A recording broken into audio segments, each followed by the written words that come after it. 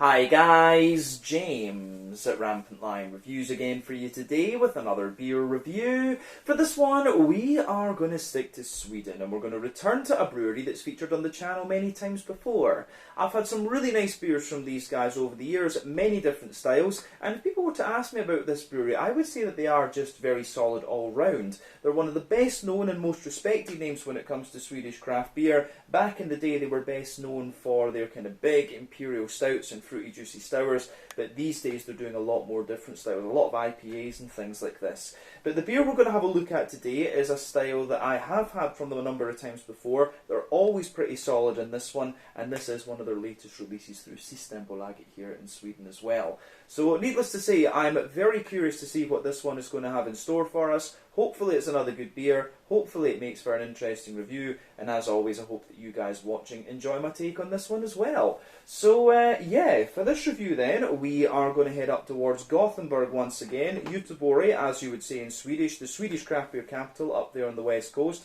Got to get that Gothenburg catchphrase in when we review the Gothenburg beers because it is just channel tradition these days. And for this review, we are going to go to Landvetter, which is just out to the east of the city, and that means that we're going to have a look at another beer from the wonderful Bryggeri.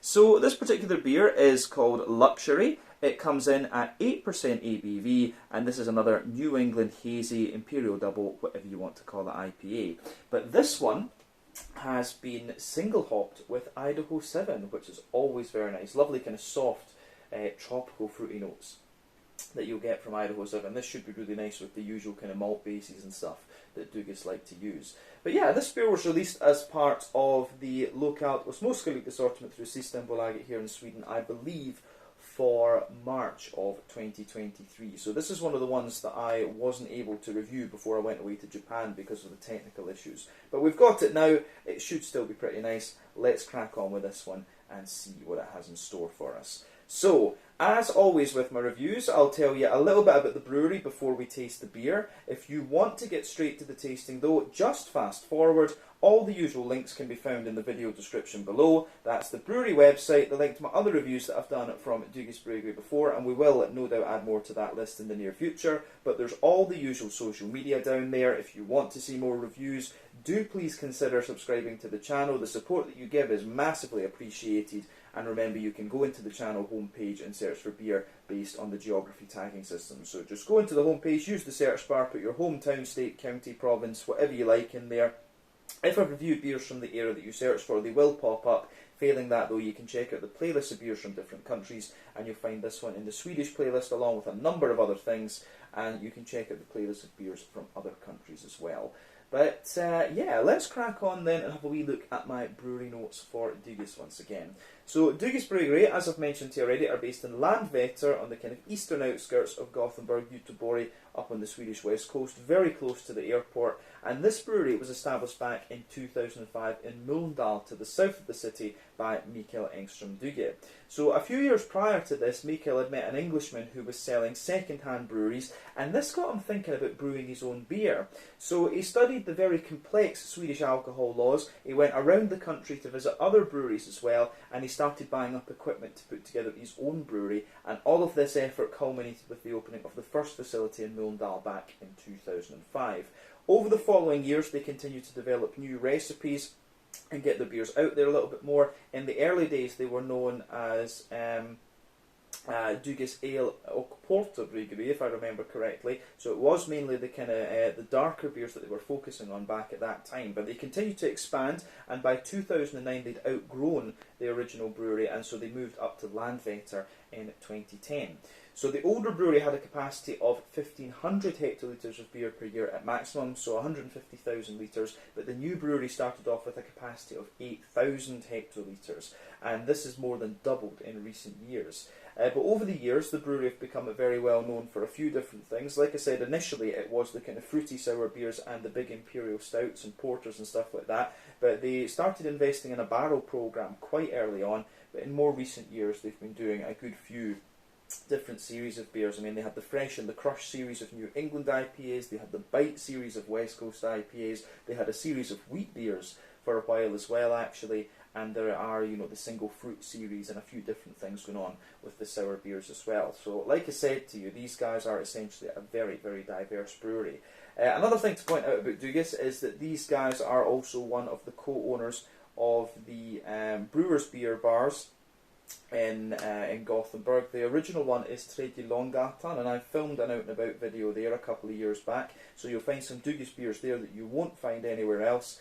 But yeah, they're definitely worth checking out. But they co-own that along with All In Brewing, who are one of the numerous gypsy breweries operating in Gothenburg, and I believe also with Electric Nurse, who are run by Mikael's daughter. I want to say is her name Ida. Her name's going right over my head, but yeah, I want to say it's Ida and her husband John. So yeah, their beers are definitely worth checking out as well. But I haven't seen anything from them in a wee while, come to think of it. But yeah, that is everything I can really tell you about Dugas Bryggeri for the moment. I would normally tell you how many beers they've produced, but I know that the Untappd figure is wrong. So I do need to ask Mikael Duga about how many beers the brewery has actually produced, so I've got a rough idea for these video notes. But yeah, I always keep an eye out for the new Dugas beers that are released every month, and I always enjoy trying them. I haven't had something dark from them in a wee while, so hopefully there will be. There has been a few dark things released recently, so I need to keep an eye out for those and see if I can find them. But yeah, this one should be very nice. That's everything I can really tell you about Dugas Bryggeri for the moment, though. If you want to learn more, you can check out the brewery website, you can follow them on Facebook and Instagram to keep up to date with all the latest goings on, and you can check out the Rate Beer, Untappd and Beer Advocate pages to learn a little bit more about all the different beers that these guys have done. So yeah, let's go on and actually have a look at this beer itself. So this can is a 500ml one. Dugas, of course, started with this, oh, is it about a year ago now? I reviewed the first ones that came out in the half-litre cans, but you can see plain silver top on the can there. You can see the Dugas D. There's another one of the Dugas Bryggeri symbols there on the back, and you also always get this one. This is the typical Dugas text, actually. But this beer, if memory serves me correctly, cost me, I want to say 60 Swedish krona. So that is about €6, £5.50 sterling, somewhere in the region of $6.50 American, something like that. But yeah, I do like that. Oh, I've seen here the little hop flower that they always have in these things. Bling bling up in this. That's quite funny. But yeah, it says on the side here, this is luxury. Here's to Idaho 7 hop, because the beer is nothing. This beer is nothing but Idaho 7 all over. Ripe, zesty tangerine flavours that are reminiscent of marmalade, and a pleasant herbal and citrus note melding to come across like fine tea. Boise. So yeah. Interesting. Now, I actually have to disagree with them a little bit here on this, because I always get, you know, softer apricots, and I always get, yeah, soft apricots and kind of like papaya and pineapple and stuff from Idaho 7. I don't think, I have to admit, I don't think Idaho 7 tastes like orange, actually. But in any case, it's a 14% roughly alpha acid American hop, and as I say, for me, it always gives you those kind of apricot-y, yeah, it always gives you those kind of apricot-y, papaya and pineapple type notes, I would say. So yeah, interesting stuff. But that's everything I think we need to say about the pardon me, I think that's everything that we really need to say about the beer itself. Let's get this guy out and we'll get on with the tasting then. Looking forward to this. Always look forward to my Dugas reviews every month. So it's just one this month though. But yeah, there we go.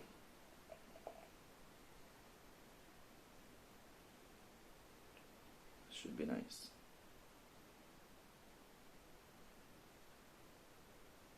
This looks good, I have to say. Yes. So I think that's enough for the moment to have a little look at the thing. So this one's actually poured with quite a little bit of head on it. Maybe it's just because the can's been sitting for a wee bit. As I said, I had to leave these cans before I went to Japan. I couldn't really take them with me because I had nothing to film with, unfortunately. But yeah, anyway, as you can see, this beer is poured pretty much as you would expect of a New England IPA. There's about a finger and a half of a frothy, I would say, kind of cream coloured head. It's got lovely small bubbles to it. You can see how foamy this thing is there. It looks great. But yeah, looks very, very nice, this one. You can see a few bigger bubbles toward the bottom, but on top of that it really is very, very foamy. But yeah, colour-wise, if we shine the light through this one, I would say it's a bit cloudy today, so I'm not getting the natural light through. But yeah, this one for me is a very rich, deep yellow colour. So remember, the colour of your beer depends on a few things. One, the type of malts that you use. This goes a long way to determining your EBC rating. Two, length of your wort boil is also going to play a role, because the longer you boil the wort, the more the sugars caramelise, and thus you get a darker colour of beer. But any barrel aging that you do or adjuncts that you put in will affect the colour of the beer as well. But when it comes to IPAs, you don't really have to care about that, to be quite honest with you. Yeah, there's not often that you will barrel age or put fruity adjuncts into an IPA, although that was what we had in one of the last videos that we did, in fairness, with the Duck Pond beer. But yeah, nice looking beer, this one. Not too much in the way of visible carbonation, one or two big bubbles there, a few little ones toward the bottom of the head. But yeah, overall, it does look pretty nice, I have to say. Yeah, so, in terms of the level of haze in this one, this is one of the soupier and gloopier ones, I think, that I've come across from Dugis Bryggeri. So remember, the level of haze in these beers depends on the oak content, the wheat content, and to a degree what yeast you use. There's not really a rule about, the higher up the alcohol scale you go, the more haze you have. It varies from brewery to brewery and recipe to recipe. But I think this is everything that we really need to say about the. I think this is everything that we really need to say about the appearance of this one. Let's have a wee look at the aroma and see what this beer is all about. Oh yeah, that's very, very nice. Yeah, I really like how this one goes together, actually.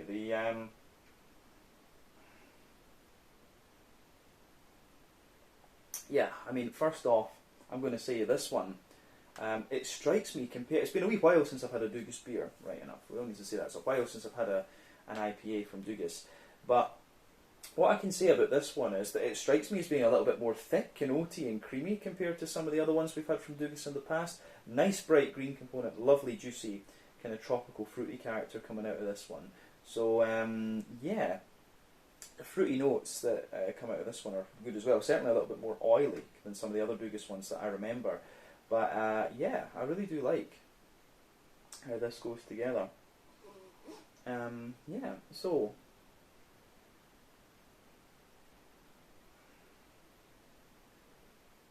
yeah, I think it's I could sit and smell this all day, I have to say.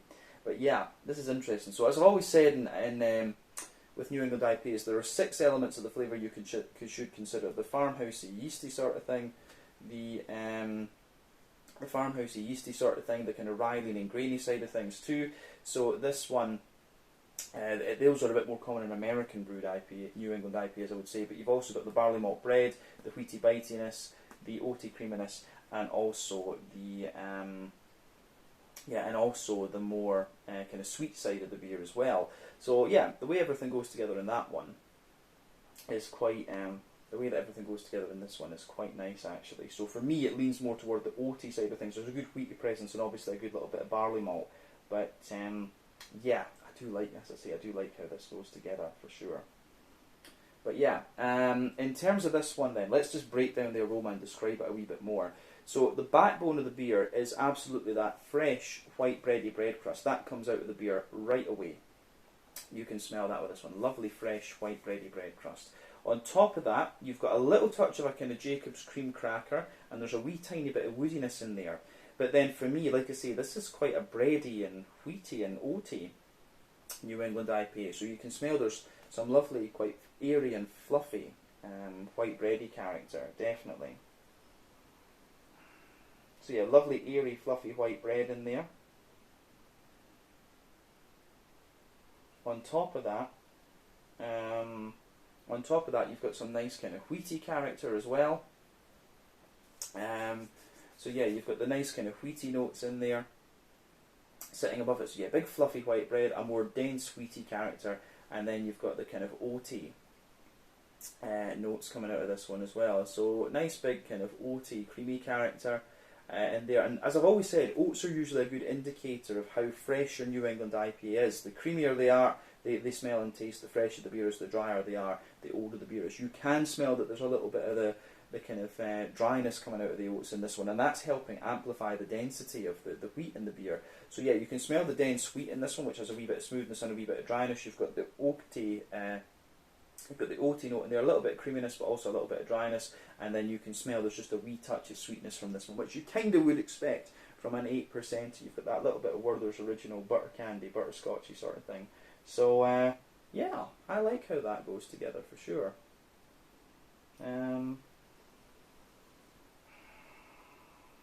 Yeah, interesting stuff. I have to say, I do really like how the aroma goes together on this one, actually. Sit and smell it all day, as I've said. Now, green component then. So, the green component for me, as I said, it really leans toward the more kind of floral, aromatic side of things. You've got a little bit of earthiness, a little bit of herbal character, but quite a bright green floral note there, and quite a wee bit of grassy zestiness as well. Now, with IPAs, of course, you have three kinds of hoppings. You've got early edition hopping, usually within the first hour of the wort boil. That gives you mainly bitterness. You've got late edition hopping within the last half hour of the wort boil. That gives you a little bit of bitterness, but mainly flavour and aroma. And then you've got dry hopping, which takes place after the wort boil is complete, and that gives you all flavour and aroma. Now, with these, I would say that with these kind of hoppings, usually early edition hopping dominates in the flavour and aroma. It gives you the kind of deeper, danker sort of thing. But then you also have the how would you say? You also have the late edition and dry hopping in there as well. So West Coast IPAs use all three types of hopping, whereas New England IPAs tend to rely on the latter two, which is why you get the brighter green component. But yeah, for me, good little bit of zesty grassiness, nice bright floral aromaticity. And when it comes to the fruity side of this beer, for me, as I say, I don't get so much in the way of tangerines out of this one. I'm getting quite a juicy and ripe mango. Definitely some of the softer apricot notes and juicy pineapple as well. And a wee bit of papaya, but there is also a little bit of a citrusy, zesty kind of thing. But I really don't think I would say tangerines in this, so I'm going to disagree with Dugas on the fruity side of things. I really think this is more tropical than orangey, to be quite honest. So yeah, that's quite interesting to just point out. But yeah, aroma wise, I have to say though, this is pretty damn nice, so it gets a thumbs up from me on that side of things. Yeah, I do like that actually. So, as I always say, just take a wee bit of time to enjoy the aroma of the beer before you get stuck into it. But I think it is about time that we had a taste of this one to see what it's all about. So yeah, this is the Luxury, a New England double IPA at 8% ABV from Dugas Bryggeri in Landvetter, just outside of Gothenburg, single hopped with Idaho 7. Lovely smelling beer, this one. Let's get stuck in. Slanja, skål, cheers.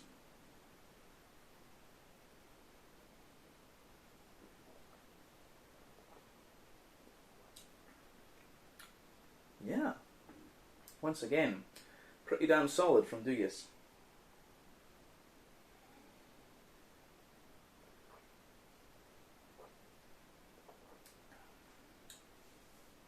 But I will say, you can taste this one, and it's my fault, of course.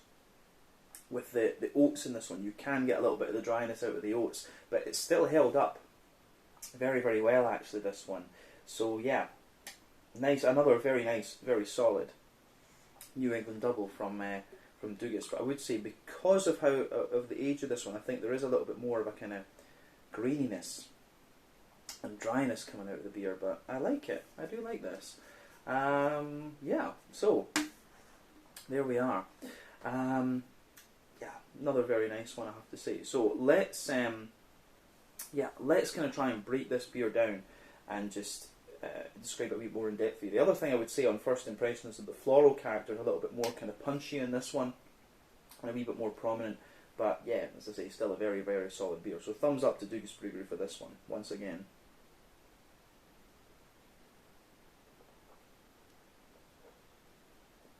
So, yeah, in terms of the middle third of your palate then, you've got this lovely bread crusty backbone to it, and as I say, it feels a little bit more grainy and dry than I remember some of the other Dugas beers being. So a lovely kind of grainy, dry bread crusty backbone there. You've got a good little bit of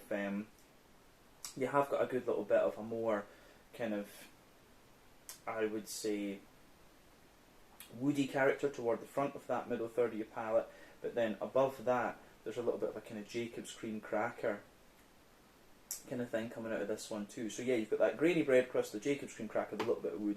These things are quite typical of this style for me. But above that, you start, and I would say the malt base in this one, the makeup of the malty side of the beer actually varies quite a wee bit from what I was expecting based on the aroma.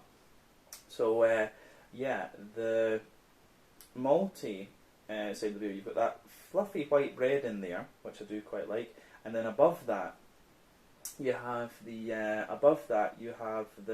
kind of more dense wheaty character.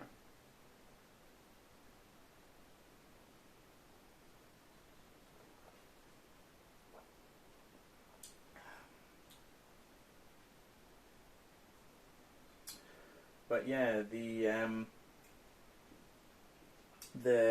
have the nice kind of white bready sort of thing, the dense wheaty character on top of it's there. But the wheat in this beer actually has quite a little bit of zip to it, and the more and more that I drink of this beer, the more wheatiness that I get from it. So yeah, dense white bread, the kind of wheaty bitiness sitting on top of that, and then you have a little bit of you've got the more oaty character above that. So it's quite straightforward in this beer. This one isn't really doing anything that you don't expect, but as I say, it just varies a little bit from what you pick up in the aroma. So yeah, as I say, quite dense, but still kind of fluffy white bready note there. The more dense wheat sitting on top, and then you've got the oaty notes. So kind of down the middle line of your tongue, you have more of an oaty, yeah, you have a little bit more of a kind of oaty, creamy sort of thing there. And then as as you move out toward the edges of that middle third of your palate, it gets a little bit drier actually. So yeah.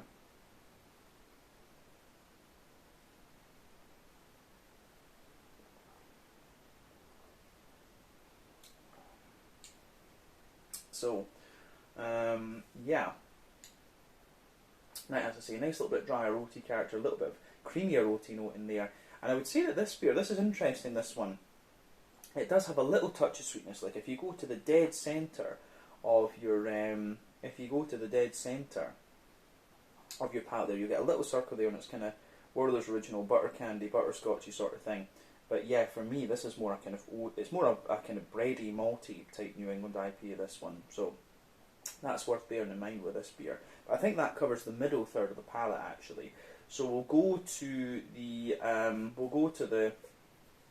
back third of your palate with this one, then the border region between middle and back third of your palate. You've got a nice little bit of a kind of bready build up in there, and it's kind of a white bready character as well, I would say. And then the base of that back third of your palate, you have more of a kind of so you've got the bread crusty notes in there.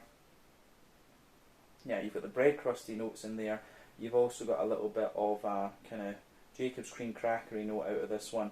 Then above that, I actually get a little layer of a kind of brown bready character on the back third of the palate, and you can feel that's kind of fluffy and airy. And then above that, you have the you do have the more fluffy white bready character coming out of this one. So yeah, I like that.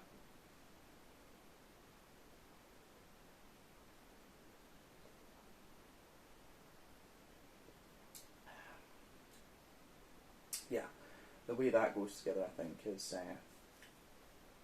really nice. Yeah, so for me, on top of the fluffy white bread layer, you get the wheaty bitiness. You can feel the more dense wheat there, and it really does give you a little bit of bitiness the further into the aftertaste that you go. For me, this beer is interesting. The more and more that I drink of it, the more wheaty bitiness I get out of it. So that definitely is interesting. But above everything else on that back third of the palate, you've got the more kind of airy.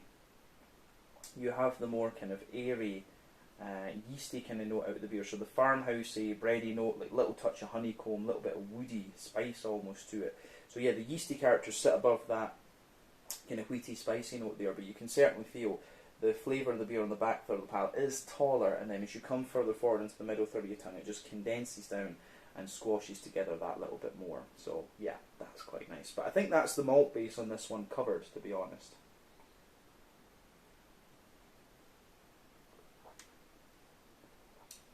So in terms of the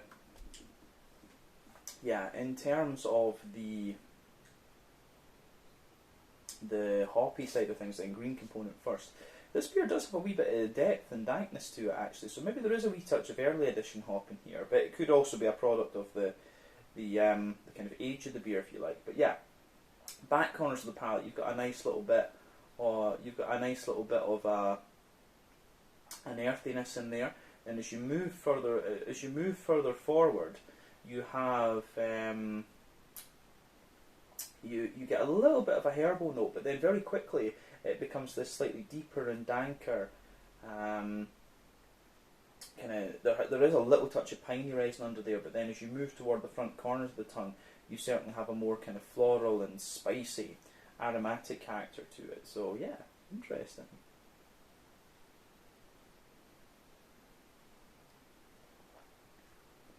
So yeah, on the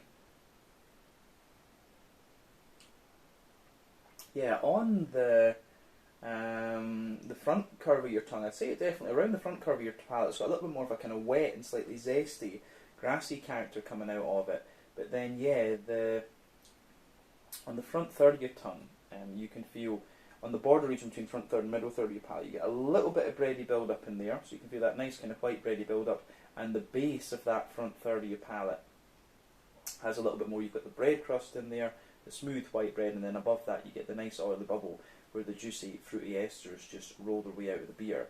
So at the back of that front third of your palate, you get the kind of stronger grapefruity type notes out of this one. So I do get a little bit of that stronger grapefruity thing, which I'm kind of surprised with Idaho 7, because normally you wouldn't get that. But it very quickly mellows out and you get a soft kind of apricot base. So yeah, soft apricot-y base in there. Yeah, as I say, soft apricot-y base. You've got a juicier mango sitting on top of that.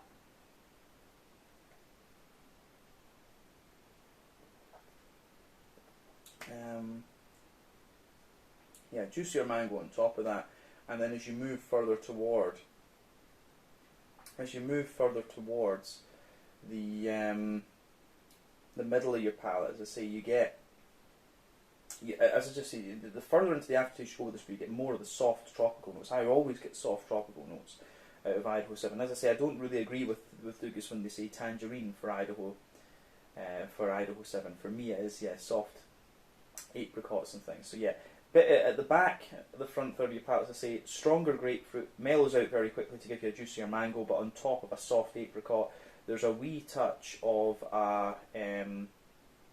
there is a little touch of kind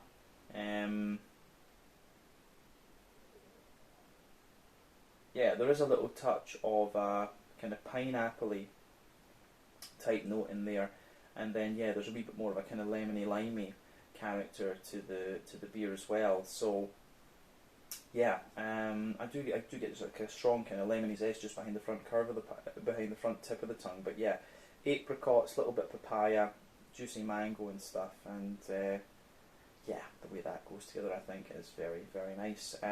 Yeah, Idaho 7. Yeah, it's quite interesting to see it on its own, because normally, at least in my opinion until about now, Citra and Galaxy were the only two that could really hold on their own as single hops, to be honest. But Idaho 7 seems to be able to do the job as well, but I don't find it quite as complex as Citra.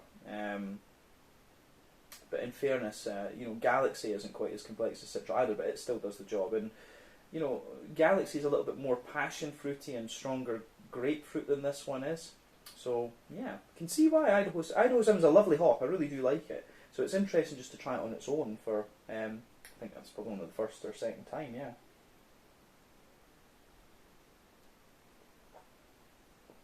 So yeah, flavour-wise I think this is very nice. But as I say, a bit more wheaty and a bit more kind of floral and bitter, I would say. So yeah, I like how this one goes together, for sure. On the